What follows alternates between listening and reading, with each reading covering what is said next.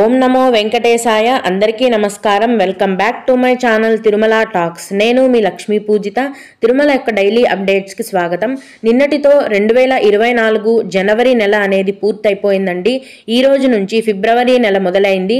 ఈ ఫిబ్రవరి నెలలో దర్శనాల పరిస్థితిని గురించి, అలాగే సర్వదర్శనం టికెట్లను ఇస్తున్నారా లేదా, ఎక్కడ ఇస్తున్నారు అన్న పూర్తి వివరాలను గురించి, మరియు భక్తులు అడిగే కొన్ని ముఖ్యమైన దర్శనం వివరాలను గురించి కూడా తెలుసుకుందాం. కనుక వీడియోని చివరి వరకు చూడండి. తిరుమల దర్శనానికి సంబంధించిన లేటెస్ట్ అప్డేట్స్ కోసం మన ఛానల్ యొక్క టెలిగ్రామ్ గ్రూప్లో జాయిన్ అవ్వగలరు. ఆ గ్రూప్ యొక్క లింక్ అనేది ఈ వీడియో కింద డిస్క్రిప్షన్లో మరియు కామెంట్ సెక్షన్లో ఇవ్వటం జరిగింది. ముందుగా నిన్నటి రోజున తిరుమలలో స్వామివారిని మొత్తం 64,635 మంది భక్తులు దర్శించుకున్నారు. అందులో స్వామివారికి మొత్తం 19,553 మంది భక్తులు తలనీలాలను సమర్పించారు. నిన్నటి రోజున తిరుమల శ్రీవారి హుండీ యొక్క ఆదాయం అనేది 4,64,00,000 రూపాయలు. ఈరోజు కూడా ఎటువంటి దర్శనం టికెట్లు లేకుండా నేరుగా భక్తులను ఫ్రీ దర్శనానికి అనుమతిస్తున్నారండి. ఇలా టికెట్స్ లేకుండా నేరుగా వెళ్లే దర్శనానికి ఈరోజు 8 నుంచి 10 గంటల సమయం అనేది పడుతోంది. అలాగే తిరుపతిలో ఇచ్చే సర్వదర్శనం టోకెన్లను తీసుకుని దర్శనానికి వెళ్లే వారికి దర్శనానికి 4 గంటల సమయం అనేది పడుతోంది. అలాగే 300 రూపాయల దర్శనం వారికి మరియు 500 రూపాయల దర్శనం వారికి దర్శనానికి కేవలం 2 గంటల సమయం మాత్రమే పడుతోంది. ఇప్పుడు సర్వదర్శనం టోకెన్ల యొక్క వివరాలను తెలుసుకుందామండి.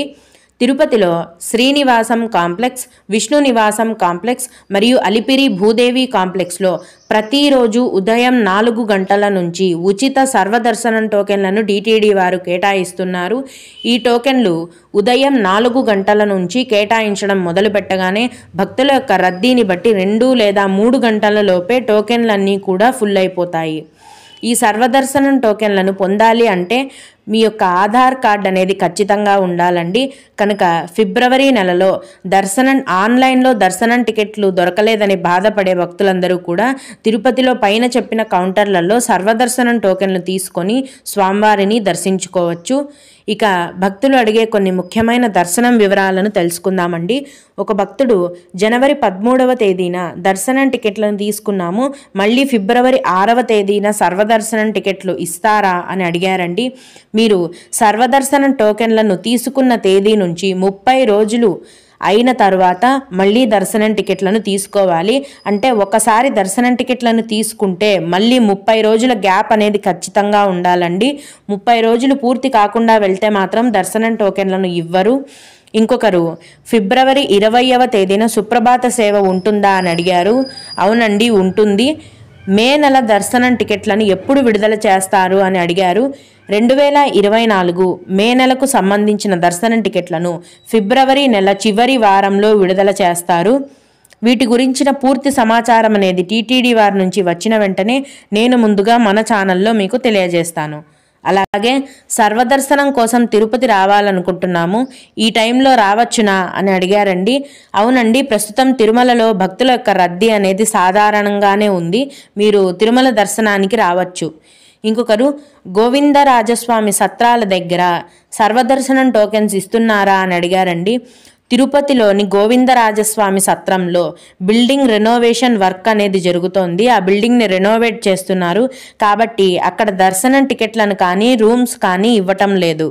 అలాగే తిరుచానూరు పద్మావతి అమ్మవారి కళ్యాణం టికెట్ మే నెల కోసం ఇప్పుడు తీసుకోవచ్చా అని అడిగారండి. మే నెలకు సంబంధించిన పద్మావతి అమ్మవారి ఆర్జిత సేవా టికెట్లను ఏప్రిల్ నెల చివరి వారంలో ఆన్లైన్లో విడుదల చేస్తారు. అప్పుడు మీరు ఆ టికెట్లను బుక్ చేసుకోవచ్చు. అలాగే సీనియర్ సిటిజన్స్ మరియు ఫిజికలీ హ్యాండిక్యాప్డ్ దర్శనం కోటాను కేవలం ఆన్లైన్లో మాత్రమే విడుదల చేస్తారా లేదా ప్రతిరోజు కూడా ఇస్తారా అని అడిగారండి.